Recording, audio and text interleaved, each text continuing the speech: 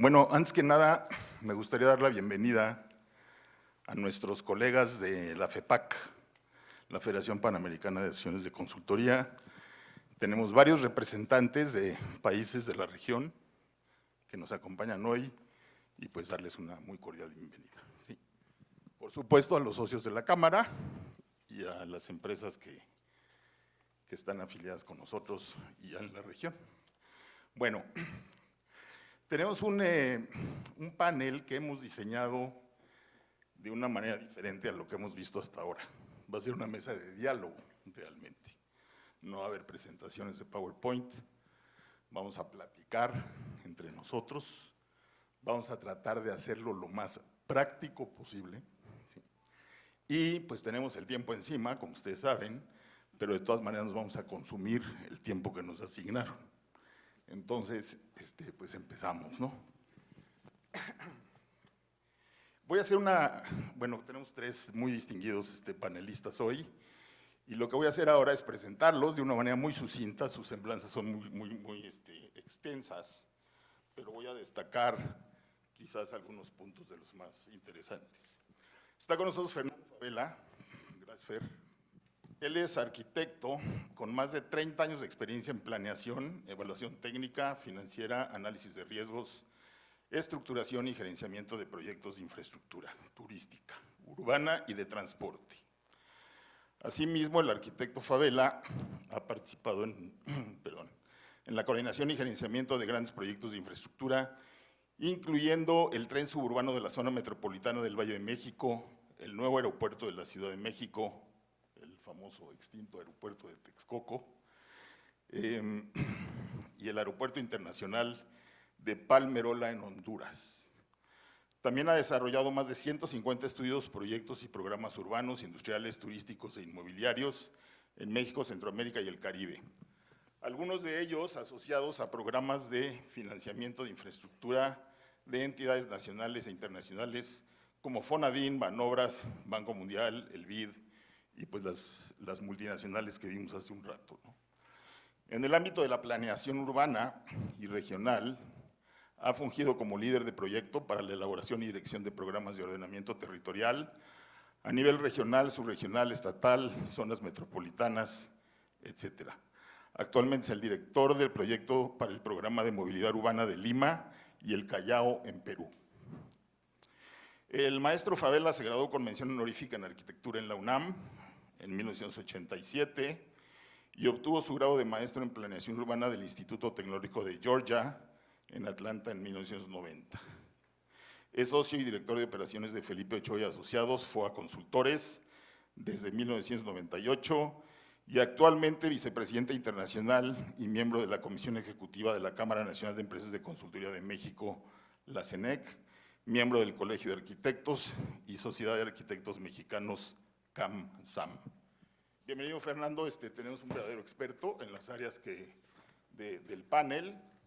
Y pues seguimos con Sergio Macuil, que está aquí a mi derecha. Él es ingeniero civil por la Facultad de Ingeniería de la UNAM. Realizó estudios de maestría en finanzas y planeación en la misma casa de estudios en donde obtuvo mención honorífica. Cuenta con amplia experiencia en la gestión de proyectos de infraestructura y en la elaboración de modelos de negocios para la iniciativa privada. Participa como académico desde 2002 en la Facultad de Ingeniería de la UNAM, la Universidad Iberoamericana, Universidad La Salle, Instituto Tecnológico de Estudios Superiores de Monterrey, y actualmente funge como consejero académico de la licenciatura de Ingeniería Civil en la Universidad Panamericana. Pertenece a muchas asociaciones gremiales y su participación es importante en todas ellas, y actualmente es director del desarrollo de nuevos negocios en Grupo Promotor Aries, empresa con más de 32 años de experiencia en servicios de consultoría, particularmente en infraestructura. Sergio, bienvenido. Bueno, y Luis, que tiene una semblanza un poco larga, pero trataré de hacerla bastante más breve. El maestro en ingeniería Luis Momellán Navarrete, ingeniero civil egresado de la Universidad Iberoamericana con estudios de maestría en planeación en la UNAM y en sistemas de la Universidad Iberoamericana. Tiene 55 años de práctica profesional en temas afines a ingeniería, sistemas y planeación, en temas de computación, sistemas, creatividad, proyectos, estudios de factibilidad, simulaciones de sistemas de infraestructura en agua, transporte y urbanismo. Fue responsable de la coordinación de informática del Grupo ICA, en la Dirección de Informática y posteriormente en la Dirección de Planeación y Sistemas y asesor de la presidencia del mismo grupo. Ha tenido 35 años de práctica profesional en empresas propias también, como fundador y director de múltiples empresas. Cuenta con 40 años de docencia en áreas afines a la planeación, sistemas, ingeniería y construcción, a niveles de licenciatura y de posgrado. Luis, bienvenido, muchas gracias también por estar con nosotros. Y pues damos inicio a nuestra mesa de diálogo. Hemos hablado mucho de planeación hoy. Vamos a echarle una repasada aquí a la planeación con nuestros colegas, con los panelistas. Y Fernando, te hago la primera pregunta que tengo aquí. Y dice, ¿qué servicios de consultoría apoyan a las iniciativas del nearshoring en la fase de planeación y estudios de preinversión? ¿Qué nos puedes decir? Gracias, Mauricio, y gracias a todos por estar aquí en esta reunión. Bueno, el tema de los servicios de consultoría, y yo creo que es interesante, después de ver el día de ayer y el día de hoy, todo lo que se ha comentado como oportunidades, ¿no?, a nivel macro, etcétera.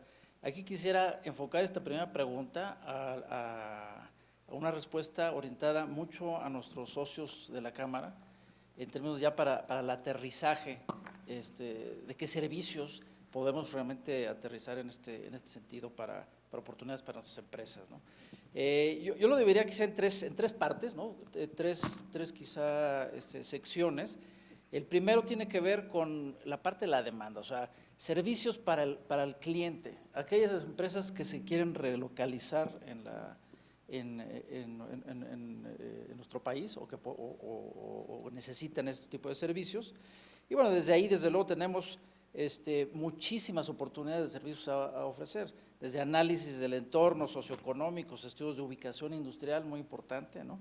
El tema de identificación de sitios, predios, estudios de oferta disponible y entendiendo, desde luego, si estos están buscando lotes, están buscando la parte de naves especulativas o build to suit, el análisis de gestión, trámites, permisos, disponibilidad de servicios, como temas muy importantes. Y un tema que quisiera ahorita resaltar en esta parte, y lo retomo de una de las pláticas que se tuvieron ayer, es que realmente la oportunidad quizá para nosotros consultores de dar estos servicios, quizá tres cosas. Uno, deben ser integrados, tratar de prestar los servicios, desde luego a nuestra especialidad, pero tratar de dar un panorama y una ubicación de lo que es llegar a hacer negocios aquí en México, cómo ubicarse. Y en ese sentido, retomando algo que se decía ayer, fungir como un enlace local. Yo creo que ese es un tema importante para incorporar ese enfoque en el servicio que vamos a dar a los demandantes, digamos, de esta relocalización. Una segunda parte, quizá los servicios para los gobiernos. Los gobiernos, ante esta situación del nearshoring, están prestos y aptos para ver cómo capitalizan esta oportunidad. Y entonces vienen muchos de temas sobre promoción de inversión, políticas de incentivos quizá, estructuración de proyectos industriales bajo diferentes modalidades, inclusive APPs, obras públicas, etcétera. Y un tema fundamental que también lo tocaron en la última reunión, es que si bien hay cierta oferta de suelo industrial no bien articulada y en algunos casos es propiedad de gobiernos de los estados, por ejemplo, hay parques que conocemos que son de gobiernos de los estados y que ahí están, ¿no? Y que no necesariamente han podido colocarse con la velocidad. Quizá hay una oportunidad importante para cómo reconvertir sus activos y orientarlos. Pero un tema fundamental es el tema de la última milla, o sea, todo el tema de la infraestructura para realmente habilitar con prontitud este suelo industrial. Se vuelve fundamental en temas de acceso carretero, después las ferroviarias, la parte de energía de última milla, el ramal del gasoducto más cercano, en fin, hay una amplísima variedad de proyectos que se necesitan y que esos derivan obviamente en oportunidades muy puntuales para gente de nuestra Cámara, ¿no? Yo dejaría ahí quizá esta primera respuesta.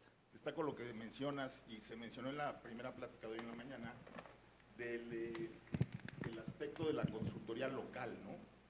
Que me parece de mayor importancia. Entonces, la pregunta es para ti, Luis, y gracias por el micrófono, pero ninguno de los dos sirve. Entonces, ¿cuál sería, Luis, cómo hay que organizar estos esfuerzos de planeación? Bueno, la planeación siempre ha sido un tema muy tratado por mucha gente. Todo el mundo es experto en planeación, todo el mundo sabe planear, pero la realidad de las cosas es que es muy difícil poner todas las cosas en el contexto. Yo voy a los principios básicos de lo que es la planeación, que para mí es la identificación de cuáles son las estrategias que se deben de adoptar bajo un entorno específico que es cambiante, para un sistema que generalmente va a ser una empresa, un proyecto, un elemento que está bajo nuestro control, y considerando la satisfacción de un propósito, de una razón de ser de este elemento. Entonces, si logramos ensamblar estos 4 conceptos, que son el entorno, el perfil del sistema, el propósito y los resultados que queremos, que son las estrategias, podemos empezar a tener una planeación coherente. Y evidentemente la planeación no se queda en las estrategias, hay que aterrizar esas estrategias para poderlas llevar a cabo y hacer los cambios adecuados. Hay muchos componentes alrededor de esto, no voy a ampliarlos, pero uno de los fundamentales es que los entornos son cambiantes y no es lo mismo el entorno que tuvimos hace 6 años que el que tuvimos hace 1 año o el que tuvimos hace 1 mes. Hay muchos cambios que necesitan estarse incorporando. Entonces, para hacer una planeación eficiente, lo que necesitamos es tener mecanismos que nos permitan sensibilizar esos cambios y actualizar esa planeación. Para esto existen ahora muchas herramientas, nosotros desarrollamos una hace ya muchos años, que es un sistema experto en donde se alimentan este tipo de elementos y se pueden actualizar con simples corridas adicionales de un software que nos da cuáles son los cambios sustanciales que pueden modificar nuestras estrategias y nuestros comportamientos. Entonces, por ahí yo creo que hay un elemento fundamental y la respuesta es, la pregunta exactamente, creo que era, no solo alrededor de la planeación, sino cómo aterrizarla. Y específicamente en el problema del nearshoring, yo siento que una de las cosas fundamentales para aterrizarla es contar con los expertos en planeación que puedan apoyarnos y que puedan satisfacer no solamente nuestras especialidades, sino resolverle el problema al cliente, al usuario. Entonces, por ahí yo creo que anda mi respuesta. A ver, hoy en la mañana, en la sesión, ¿sigo sin sonido ya? ¿Sí tengo sonido? Hoy en la mañana se mencionó que lo que hay que tener a largo plazo es una visión. Y la planeación hoy en día se ubica en periodos más cortos, ¿no? 3 años, 5 años, y debe irse modificando de acuerdo con los alicientes o los incentivos que hay en el entorno, ¿no? Entonces, Sergio, ¿cómo ves a las empresas mexicanas? ¿Estamos listos para entrarle a este tema? Gracias, Mau. Buenas tardes a todos. Yo creo que las empresas mexicanas estamos listas. Nos une una larga tradición de empresas de ingeniería en México. Son las que han desarrollado la mayor parte de infraestructura con la que hoy cuenta nuestro país. Sin embargo, pues también dentro de sus procesos internos pues tenemos que mantener una evolución para desarrollar a nuestro talent pool, ¿no? Entonces, las empresas estamos listos, yo creo que es una área de oportunidad enorme.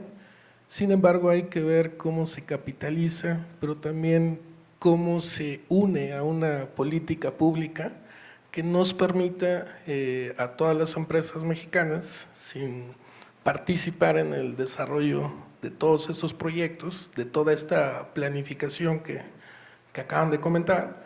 Y bueno, pues la experiencia en cuadros directivos, cuadros medios, se tiene. Sin embargo, pues habrá que ir desarrollando justo a esas nuevas profesiones que en un futuro se van a estar demandando y que hoy en día no conocemos, que se están cocinando en las casas de estudios, en los institutos de capacitación como el Instituto Mexicano de Desarrollo Tecnológico, pues también tienen que estar atentos a todos esos cambios que va a permitir que las empresas actualicemos nuestros conocimientos, nuestra tecnología, nuestra forma de gestionar, y en paralelo pues también el gobierno o el sector público tendrá que hacer lo mismo. Si no, entonces estaríamos hablando de dos entes diferentes que al hacer match, al desarrollar un proyecto, pues puede que haya deficiencias en alguno de ellos. Entonces, por eso tenemos que tener una política pública para poder aprovechar este tipo de oportunidades, ¿no? También la flexibilidad en las organizaciones para poder complementarnos con otras empresas globales, ¿no? La globalización ya no la podemos hacer a un lado, la vivimos día a día y tenemos que empezar a trabajar con empresas para complementar nuestras capacidades, modelos de asociación, alianzas estratégicas, que nos permitan también de alguna otra forma administrar el riesgo que trae el proyecto, ¿no? Entonces, una forma importante para desarrollar todos estos proyectos que se van a dar alrededor de la relocalización de empresas, pues es las alianzas estratégicas, ¿no? Entonces, yo creo que sí estamos listos. Ok, y estaremos más listos, estoy de acuerdo contigo, en la medida en que hagamos alianzas, ¿no? Con empresas locales y con empresas internacionales. Y aprovechando tu experiencia en el tema de gerencia de proyecto, ¿sí? ¿Cómo ves a la gerencia de proyecto como parte del proceso de nearshoring? Porque al final del día, pues una consultoría nearshoring pues es un proyecto en sí, ¿no? Entonces, ¿cómo las áreas de conocimiento de la gerencia de proyecto podrían contribuir aquí? Yo creo que la gerencia de proyectos es importante que se considere justo desde la fase de planificación, que nos permita elegir los sitios adecuados y que se identifiquen todas aquellas inputs o aquellas variables que nos permitan poder cumplir con los servicios, con los diferentes insumos, como mano de obra o materia prima, la infraestructura con la cual va a llegar todos esos insumos para poder hacer el proceso de transformación, y posteriormente ya también la infraestructura para poder mover el producto o productos finales que se dan a lo largo de estos parques industriales, ¿no? Entonces también tenemos que empezar a ver qué tipo de infraestructura se tiene, cómo va a afectar hoy en día la infraestructura existente y cómo tenemos que tener un plan de modernización, de ampliación de toda la infraestructura que hay para poder dar el servicio a todas estas empresas que se instalen en estos sitios, ¿no? Entonces, la gerencia de proyectos, pues una de sus funciones es esa, elegir, ayudar a este tipo de planificación, pues para elegir el sitio más correcto o el adecuado que nos permita optimizar los recursos, ¿no? Principalmente, lo han comentado el día de ayer, lo comentaron hoy, en la optimización del costo, ¿no? Entre más eficientes seamos, el costo va a ser más competitivo y eso pues tenemos la oportunidad de poder tomar liderazgo en el mercado con nuestro producto o con nuestro servicio y con ello pues, poder pues de alguna otra forma aprovechar todo lo que va a traer el nearshoring, ¿no? Entonces yo creo que es sumamente relevante que la gerencia de proyectos se tome en cuenta desde la fase de planificación, posteriormente ya en cada uno de los proyectos específicos, pues para poder definir todos los insumos que el proyecto va a requerir, ¿no? Gracias, Sergio. Fernando, pues, bueno, como parte de la gerencia de proyecto está la cuestión de gestión de riesgos. Coméntanos algo al respecto, por favor. Claro, Mauricio. Bueno, este es un tema fundamental. Yo creo que si hay algo cierto es que hay mucha incertidumbre, ¿no? Y sobre todo en proyectos de infraestructura, ¿no?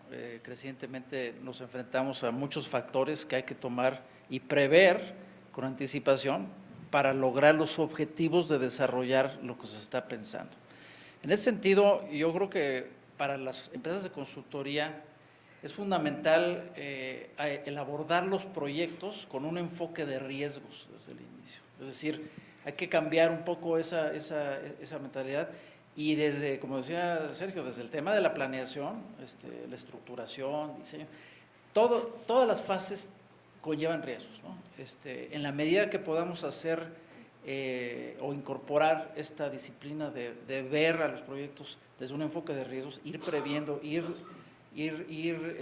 definiendo cuáles pueden ser estos riesgos de todo tipo, técnicos, constructivos, ambientales, sociales, políticos, etcétera, ¿no?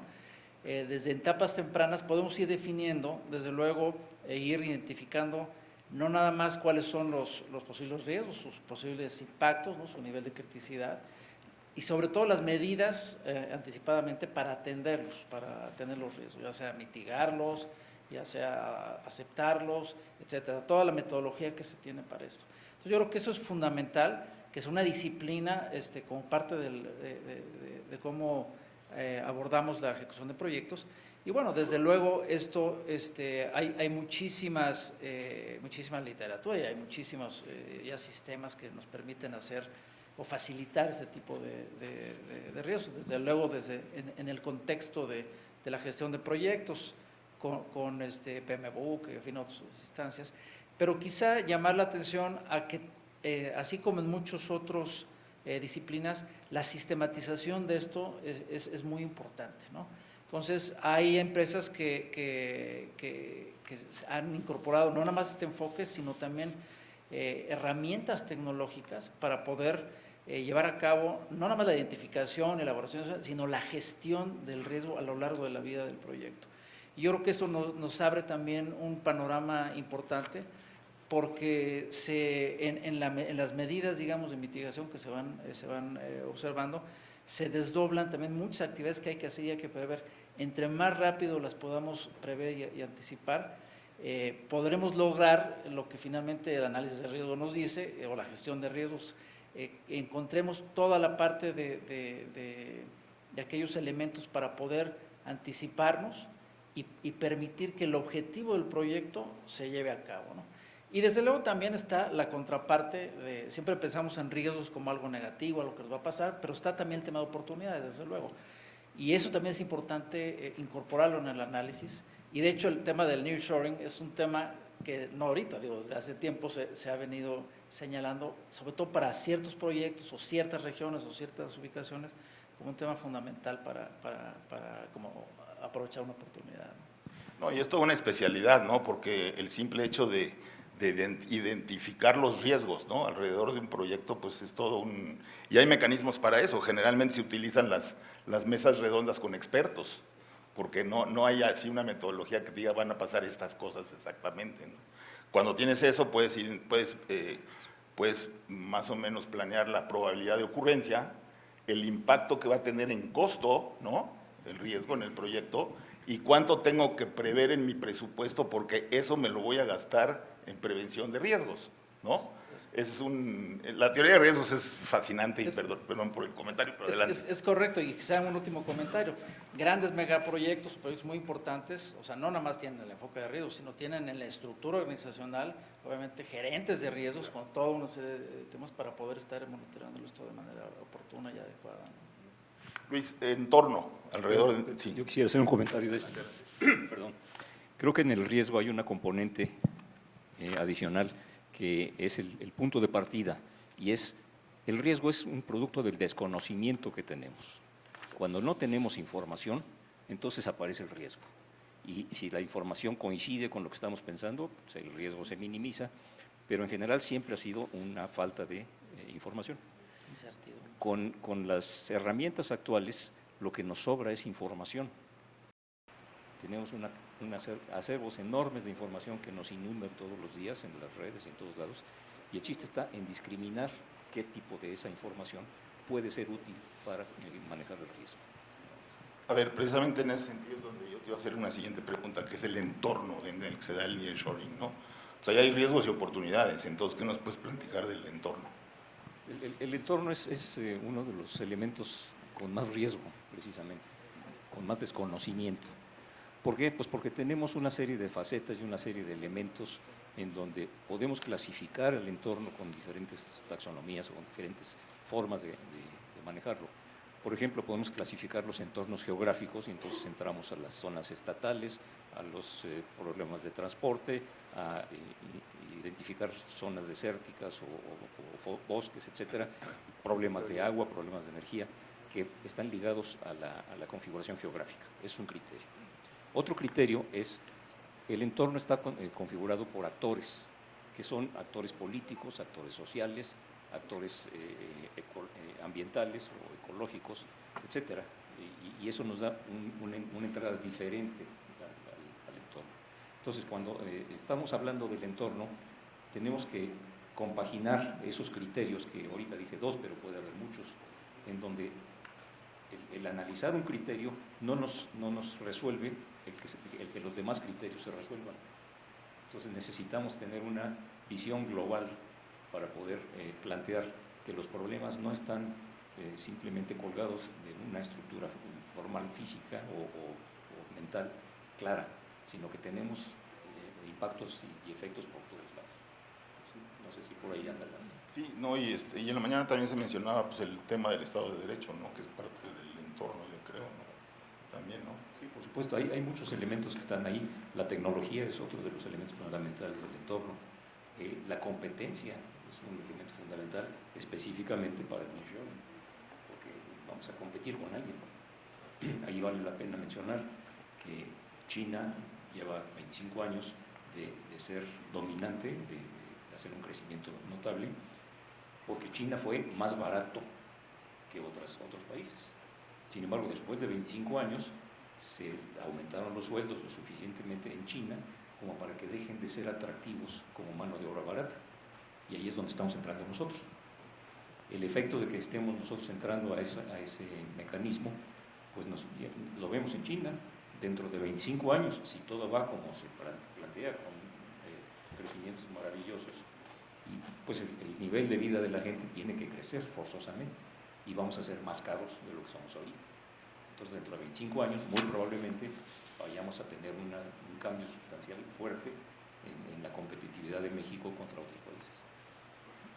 Fernando, tengo aquí una cuestión que anoté, que es los permisos y tramitología, ¿no? Que, híjole, nada más de pronunciar la palabra creo que se nos erizan los cabellos. Este es todo un tema y toda una disciplina, y de hecho es un área inclusive de especialización para los servicios de consultoría. Ahí yo te diría que en el tema de permisos y tramitología hay que entender muy bien, ya cuando estamos aterrizando, ¿no? Está el nearshoring, la oportunidad, pero a ver, ¿en dónde? ¿Y quién es el dueño y quién es el promotor del proyecto? Es diferente un proyecto que está promoviendo el gobierno federal, ¿no? La tienen cierta normatividad y cierto tipo de permisos, ¿no? Citas mías, a lo mejor algunos casos, temas de factibilidades de servicios directamente con los operadores de servicios básicos. Y uno importante, por ejemplo, en este caso, que atiende, no es nada más para el federal, pero que claramente está en la nueva normatividad federal, es el tema de la licencia social o de las consultas con pueblos originarios. Ahí, por ejemplo, tuvimos una experiencia reciente con lo que se está desarrollando por parte del gobierno federal en el Istmo de Tehuantepec, y donde claramente, desde partes tempranas, desde la parte de planeación, se tuvo que llevar a cabo, porque en ley está, las consultas indígenas con los pobladores, donde se pretendía o donde se pusieron algunos de los polos de desarrollo. Y ese es un tema vinculante, no nada más para lo que los estudios de mercado y las oportunidades te dicen que puedes poner ahí, sino también la vocación final de usos. A veces también, si va a haber un mix de usos, a lo mejor la consulta indígena no necesariamente está de acuerdo y no puedes llegar a eso. Y me voy a temas, por ejemplo, en términos de lo que genera, por ejemplo, la parte industrial, que es muy empleo al final del día, es algo que sí quiere la comunidad, ¿no? Pero si metes algún otro uso que no necesariamente genera el empleo, aunque sea beneficioso para el proyecto, eso no va a ser, y eso versa en temas, por ejemplo, de generación eólica, cosas de ese tipo, ¿no? Entonces, es muy importante entender el contexto, ¿no? Sobre el cual se va a estar haciendo, y desde luego pues hay todo un tema de especialización para conocer tanto las los requerimientos a diferentes niveles de gobierno, federal, estatal, municipal, ¿no? En donde, por ejemplo, regresando al tema del caso federal, ahí no le aplican las normatividades locales, o sea, no necesitas que tengas el uso del suelo, ni la licencia de construcción, ni nada de eso. Sin embargo, siempre es conveniente que se alinee todo, y regresamos al tema de planeación y del mosaico de planeación, que ese polígono industrial que se esté definiendo, pues que tenga obviamente la concordancia y la congruencia con los instrumentos locales de planeación urbana o de ordenamiento territorial, que no son competencia federal, pero sin embargo sí armonizan en un tema de planeación. Yo comentaría por ahí esos temas. Y ahorita que mencionaste el proyecto del Istmo, precisamente lo que se me ocurrió es eso, ¿no? O sea, preguntarte como consultor, o sea, ¿qué metodología existe para poder hacer una selección de dónde localizar una industria, por ejemplo? Bueno, pues ese también es una disciplina, y que no nada más la compartimos los consultores, hay obviamente toda la industria de bienes raíces, o sea, ellos son, digamos, porque tienen información, pues, o sea, hay una información que con esa viven. Sin embargo, yo ahí te diría metodologías para una convergencia rápida o ayudar al cliente a tomar decisión. Digo, versan desde luego en temas de análisis multiatributos, de factores. Repasamos desde ayer cuáles son aquellos factores fundamentales, ¿no? para que el decisor pueda tomar rápidamente la ubicación, y no verse necesariamente en precio y ubicación, sino tiene que ver con factibilidad de servicios, energía, el tema de mano de obra capacitada o orientada o con potencial para atender las industrias que yo quiero hacer. Y sin embargo, al final, hay muchas metodologías, ¿no? que versan sobre esto, pero yo me quedo también con una reflexión que hacían ayer, que es interesante, ¿no? Al final del día, por ejemplo, en esta coyuntura, la decisión es qué es lo que está disponible, ¿no? Ya vi, tengo a lo mejor 2 o 3 opciones, pero ¿cuál es la que me garantiza que yo me puedo instalar ya para aprovechar el costo de oportunidad de no hacerlo en el tiempo, ¿no? Luis, tú, otra vez, ya. Luis, tú eres experto en sistemas. Te conozco hace muchos años. Entonces, precisamente la pregunta va por ahí, ¿no? O sea, ¿cómo la visión sistémica te puede ayudar en la planeación de un entorno nearshoring? Yo creo que van de la mano. La visión sistémica simplemente es una forma distinta de conceptualizar una situación, un problema, un elemento. Los sistemas pues, tienen un montón de atributos, y es toda una ciencia que además está evolucionando en forma increíble. Ese sistema en el tiempo, que es otra cosa. Entonces ahí lo que voy a estar analizando es que ese sistema va cambiando en función de elementos que van introduciéndose, o de los mismos elementos que el sistema produce y que después de procesarse en algún lado le regresan. Entonces los sistemas es una forma de ver las cosas que va totalmente ligada a la planeación. O sea, hacer una planeación sin tener un concepto sistémico es muy peligroso, porque se quedan los cabos sueltos. En los sistemas tenemos la posibilidad de analizar los efectos internos de ciertos elementos, por lo menos para que el sistema sea estable. Si no, el sistema no es estable, bueno, eso quiere decir que hay interacciones de fuera que no consideré, y entonces pues ya necesito considerar un sistema más amplio. La primera dificultad del sistema es identificar la frontera de lo que voy a analizar. En fin, los sistemas es un tema amplísimo, pero fundamentalmente lo que nos interesa es la interacción de las diferentes partes, la retroalimentación y una serie de fenómenos que van surgiendo por el hecho de que el sistema tenga retroalimentación. Por ejemplo, uno de ellos es la diferenciación. En un sistema, primero hay una conjunción de elementos alrededor de un determinado propósito, de un determinado objetivo, y conforme va pasando el tiempo, el sistema se va diferenciando y se van separando grupos de ese mismo sistema que ya no tienen una coincidencia total, sino que se van formando de otra manera. Entonces hay elementos que se pueden plantear para resolver esa diferenciación o para separar el sistema, que muchas veces es lo más conveniente, o para crear un nuevo sistema con otras características. Entonces hay muchísimos elementos que se pueden tratar en sistemas que pues, no caben en una plática de estas. Sí, sin embargo, la visión sistémica es precisamente que importa más el éxito global, ¿no? Más que los éxitos parciales, vamos a llamarlo así. Entonces puede haber subsistemas, como dices, si la cosa es demasiado compleja, pero esos subsistemas se deben de tratar con una visión sistémica para luego llegar al grande, ¿no? Sí, la visión sistémica básicamente a lo que se dirige es a garantizar la estabilidad de un sistema. ¿Qué es un sistema? Lo que yo defina como sistema, pero que de alguna manera tiene todos los elementos que le permiten su existencia dentro de esa óptica. Si yo tengo elementos externos, que generalmente todos los sistemas abiertos lo tienen, entonces hay que controlar que las alimentaciones que llegan no vayan a darle en la torre a la estructura de mi sistema. Si el sistema puede permanecer, pues ahí una visión sistémica es fundamental. Sergio, a ver, quiero regresar al tema de las alianzas, ¿sí? Suena muy romántico, ¿no? Esto de las alianzas, o sea, cómo nos casamos una empresa con otra o cómo hacemos esa sinergia, ¿no? ¿Cuál crees tú que sean los elementos que permiten que una alianza sea exitosa? Yo creo que los elementos tienen que ver mucho con qué quiere el proyecto y hacer un análisis crítico como empresa si tenemos el expertise para poderlo desarrollar solos. En caso de que no sea así, pues podemos optar por unir con el expertise de otras firmas que nos permitan complementar o dar el servicio, ¿no? Sin embargo, también pues viene todo un tema de cultural, empresarial, dado que a lo mejor hay empresas que pues no casan con los valores al interior o con los valores de tu socio estratégico, ¿no? Entonces ahí viene todo un proceso y hay muchas alianzas que se empiezan a cocinar y que después se caen en el proceso, ¿no? Entonces tenemos que tener pues esa flexibilidad también, ¿no? Para poder estandarizar todas las medidas administrativas que seguimos en las empresas para que sean comunes a mi socio, ¿no?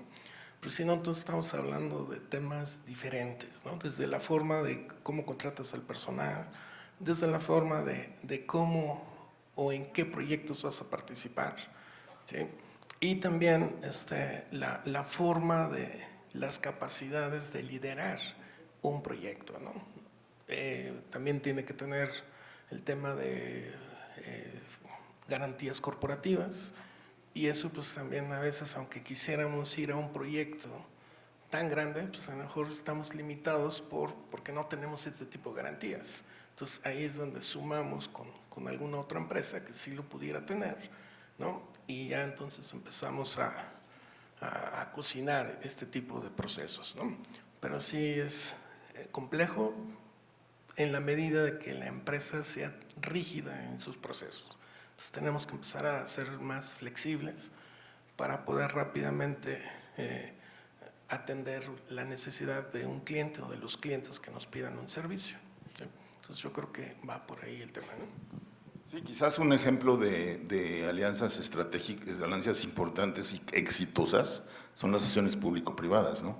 Donde tenemos empresas que ven el lado técnico, lo financiero, lo legal, complejísimos todos los procesos, pero se tienen que alinear y tienen que crear una nueva empresa, que es una empresa de propósito específico para poder solventar un servicio, ¿no? Y un proyecto.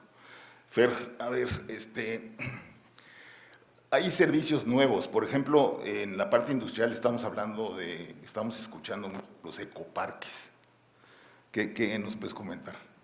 Sí, yo creo que este tema de la parte de ecoparques es algo que está, nuevo quizá para que el Banco Mundial esté empujando mucho este concepto, igual el BID y algunas otras instancias, sobre todo en Europa, ¿no? En donde el concepto es lograr, y me regreso al comentario que decía Luis, ¿no?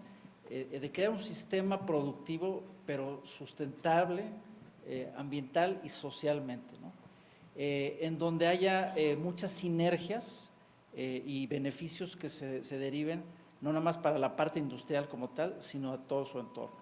Entonces, en el tema de ecoparques, comentabas tú también, digo, es parte de esta mesa, qué nuevos servicios, qué nuevas cosas, desde luego están todos los anteriores que hemos comentado, pero hay mucho sobre el tema, desde luego, de desarrollo sustentable y ya inclusive de ecotecnias aplicadas a la parte industrial, en temas de energía solar, en fin, una serie de cosas, pero no nada más está ahí. Hay un concepto fundamental en la parte de ecoparques que a mí me ha llamado mucho la atención, que es el tema de simbiosidad, es decir, cómo, por ejemplo, empresas que se instalan en este parque industrial tienen insumos y tienen subproductos o residuos, que a lo mejor esos residuos forman parte del insumo de la empresa que está junto, ¿no? O inclusive en el entorno, ¿no? Está la vinculación con la comunidad a la cual los empleados, que debe estar cerca, los empleados van ahí, pero también se generan residuos, agua residual, por ejemplo, y que entra a ser parte de un insumo para la parte industrial. Y tiene que ver no nada más con el tema de procesos industriales, desde luego tiene que ver con una relación productiva y de crecimiento del bienestar del entorno en el que está. O sea, sí lograr, digamos, estos ecoparques están orientados a fomentar paradigmas, ¿no? De desarrollo sustentable de manera integral, ¿no? Social y ambiental, ¿no?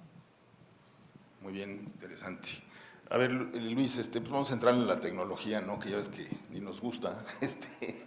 Entonces, ¿qué comentarios puedes hacer acerca de la inclusión de tecnología en estos procesos que estamos platicando alrededor de nearshoring? Me tocan temas muy amplios. No, puedes hablar de eso muchísimo.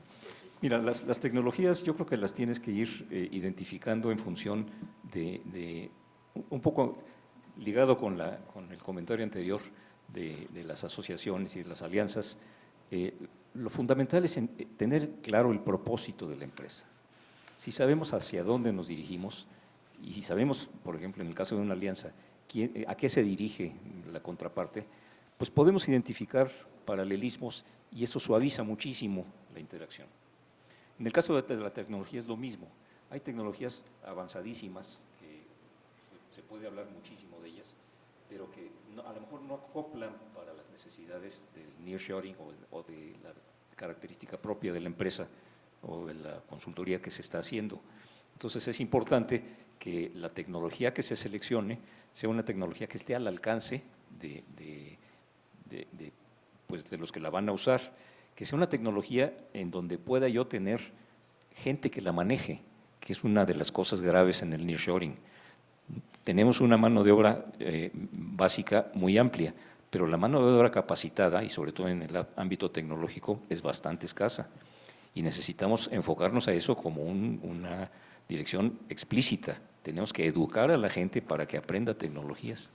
Las tecnologías actuales son amplísimas, desde manejos de energía muy avanzados, ya están en la descomposición de neutrones y protones, generando la fusión y fisión, que ya están muy avanzadas y que están bastante lejos de nosotros. Tenemos tecnologías en el ámbito de ingeniería civil y de nuestras especialidades también muy avanzadas, pero que son menos espectaculares, que son muy eficientes, pero son menos espectaculares en cuanto al público en general. Tenemos tecnologías avanzadísimas, y de eso me gustaría platicar un poco más, en el ámbito digital. En el ámbito digital hay avances tecnológicos diarios.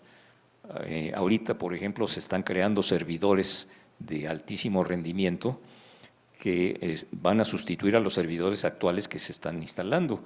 Empresas como Amazon o como Google tienen granjas de servidores enormes que están apenas construyendo y que van a meter servidores de la época actual. Y la época que viene, que ya están los servidores listos, tienen mucho menos, el 10% del impacto ambiental, el doble de la eficiencia energética, etcétera, etcétera, que son unas características tecnológicas muy avanzadas y que ya están disponibles. O sea, no tenemos que esperarnos a nada. O sea, es cosa de investigar en dónde está y adquirirla o hacerse de ella. En el ámbito digital, como les decía, pues tenemos unos avances enormes. Estamos avanzando mucho más rápido de lo que la gente piensa y lo que puede. La inteligencia artificial nos está rebasando, definitivamente. Las criptomonedas, hay muchísimos ámbitos que se pueden tratar y que en general la gente o los desconoce totalmente o tiene un miedo enorme de meter un pie ahí porque quién sabe qué pase. Entonces, el peligro de la tecnología no es la tecnología en sí misma, es la forma en que la conceptualicemos y cómo la queramos usar. A ver, precisamente te quería hacer una pregunta disruptiva y sobre todo cuando la comparo con la mesa anterior, que es ¿qué opinas de las criptos como moneda o como posibilidad de financiamiento? Bueno, son muchas cosas. Las criptos… Que no les gusta mucho a los… Bueno. Sí. Las criptos desgraciadamente nacieron a través de Bitcoin con una serie de deficiencias de base muy serias. Bitcoin es una moneda que simplemente está sujeta a la oferta-demanda. Si hay mucha oferta, pues el valor del Bitcoin baja. Si hay mucha demanda, todo el mundo compra y va para arriba. Pero no hay un límite que la determine. Oye, esto ya no es razonable que siga bajando o que siga subiendo, sino que es totalmente especulativa, es una pirámide que puede desmoronarse, que es lo que ya ha pasado con Bitcoin y con muchas otras. Ahorita ya las criptomonedas están estructuradas de una manera en que hay una garantía física detrás. Y si hay una garantía física o una garantía incluso virtual, pero que se pueda garantizar en su valor, pues esa criptomoneda va a tener un respaldo como fue desde el tiempo inmemorial, en donde los tesoros de los faraones respaldaban lo que el faraón emitía en monedas, o los romanos, o los bancos de hace 30 años, que emitían billetes en función de la reserva de oro, de la reserva federal o lo que sea. Eso ya se acabó. Los Estados Unidos eliminaron el patrón oro desde hace 15 años, no recuerdo exactamente cuántos, pero ya valen porque son papel. Entonces ese concepto es un concepto muy peligroso, porque si el papel se sigue imprimiendo, bueno, pues acabamos de pasar un periodo de angustia en donde ya no se les permitía imprimir papel y podían caer en default los Estados Unidos. Si el papel se deja de emitir o se sigue emitiendo, es una decisión política que determina el curso de la economía y el curso del bienestar de pueblos enteros. Entonces eso es sumamente peligroso. Cuando tenemos un respaldo atrás, es mucho más fácil de lograr un comportamiento adecuado de las criptos. Si alguien tiene miedo de las criptos porque pueden volar al día siguiente, pues sí es cierto, porque así se ha manejado. Son elementos que no tienen un respaldo físico. Cuando hay un respaldo ya las cosas son distintas. Y respecto a lo que comentabas de que si las criptos pueden financiar proyectos, claro que pueden. Si hay un activo físico o algún activo productivo que pueda garantizar que tiene valor, ese activo se puede tokenizar, lo que se llama tokenizar, que es identificarlo como un valor virtual, y ese valor virtual subirlo a determinados foros para que las gentes, desde el afanador de alguna empresa hasta las mismas multinacionales, compren determinados NFTs que se llaman Non-Fungible Tokens, que son los que representan el valor que está detrás. Entonces, si yo quiero un financiamiento, pues yo pongo mi garantía, que es un activo físico o virtual, y entonces sobre ese activo yo voy a hacer captación de crowdfunding, que se le llama, por ejemplo, para meter 1 millón de gentes que les interesa de $1 cada uno, y ya conseguí $1 millón. Y eso existe y se puede hacer, y de hecho ahorita nosotros estamos empujando una plataforma para hacer eso, y se puede hacer perfectamente. Ya tenemos autorizaciones de las instituciones financieras gubernamentales y estamos buscándolo en otros países, porque además esto no es privativo de un país, la moneda digital es universal. Esto seguramente va a cambiar, pero en el momento actual estamos en un momento de enorme oportunidad para poder hacer una serie de operaciones que muy probablemente dentro de algunos años o meses se van a bloquear por algunos gobiernos. Por cierto, quiero hacer un comentario de un foro que organizó FEPAC recientemente sobre tecnología con Enrique, ¿te acuerdas, Enrique? El foro de hace pocos meses, ¿no? Donde tuvimos una plática muy interesante del metaverso, que es otra de las plataformas nuevas, donde se puede construir pues, lo que sea en ambientes virtuales y donde las criptos son la moneda, ¿no? Pero garantizados por el bien que está en el metaverso. En fin, por ahí está grabada en YouTube, entonces al que le interese pueden verlo, ¿no? Sergio, a ver, vamos a hablar un poco de las pymes, ¿no? Las pequeñas y medianas empresas.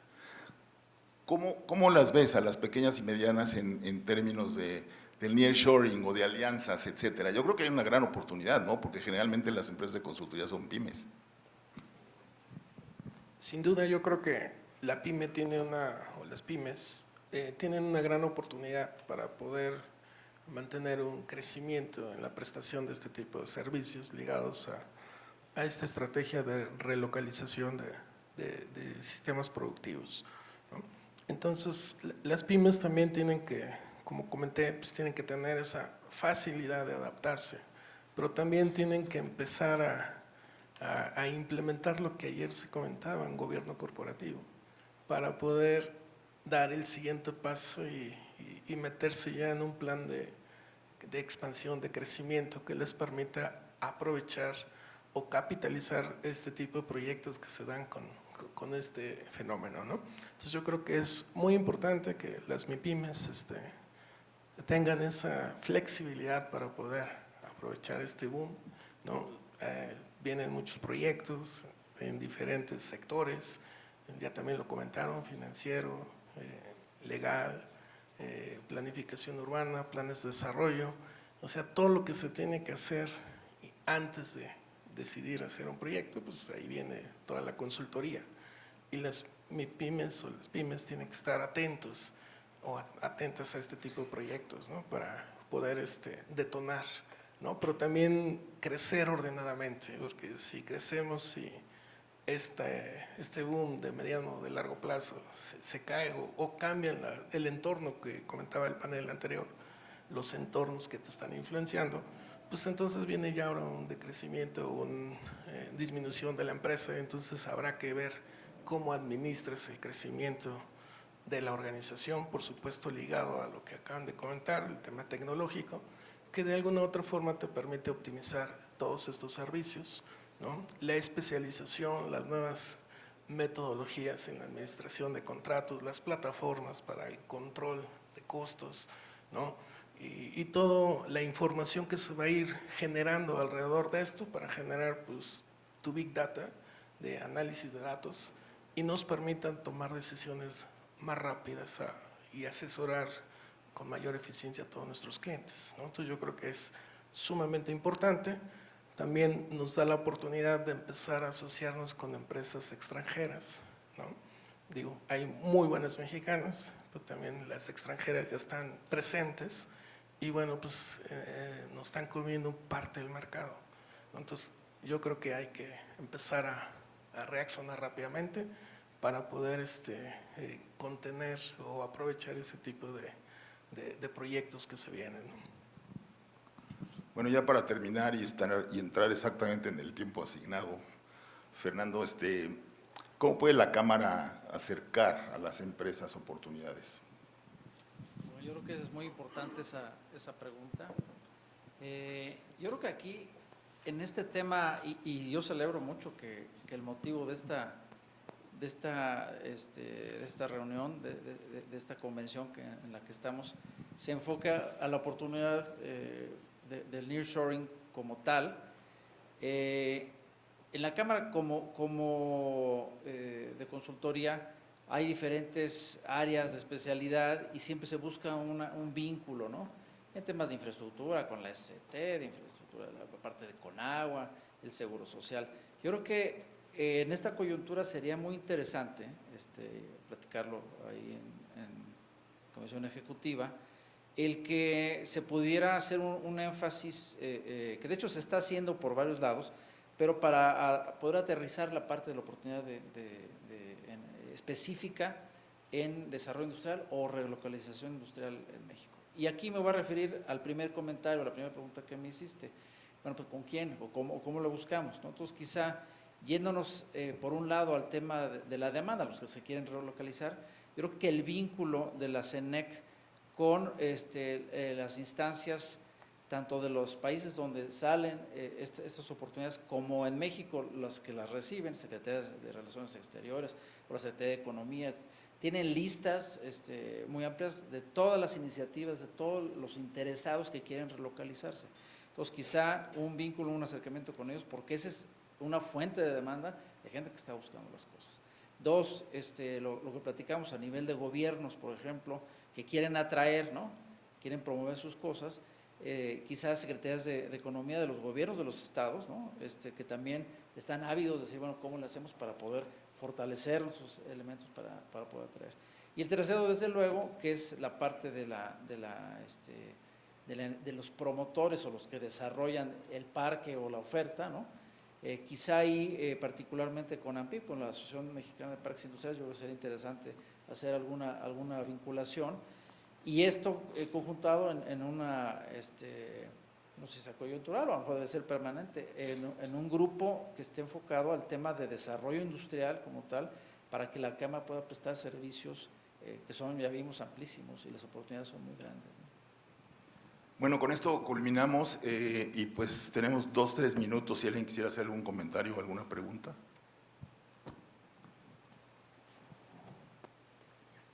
Pues parece que todo estuvo muy claro, entonces pues muchas gracias a todos y pues seguimos adelante.